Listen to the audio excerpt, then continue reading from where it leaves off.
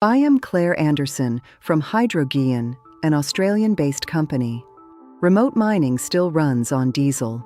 Every day, fuel convoys, rising delivered cost, and tightening emissions obligations.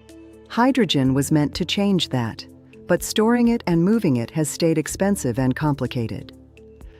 Most remote sites still have no practical alternative. HydroGien starts somewhere else. Aluminium already carries the energy put into it at the smelter. React it with water under controlled conditions, and it releases hydrogen on demand, at ambient pressure. No cryogenic tanks, no pipeline. The solid byproduct is aluminium hydroxide, which goes back into the alumina supply chain. The reaction itself is not new. Purdue demonstrated it in 2007. The U.S. Army Research Laboratory, again in 2017. What has held it back is the oxide layer, and the approaches that broke through it relied on gallium, on caustic additives, or on nanopowders that are expensive to produce.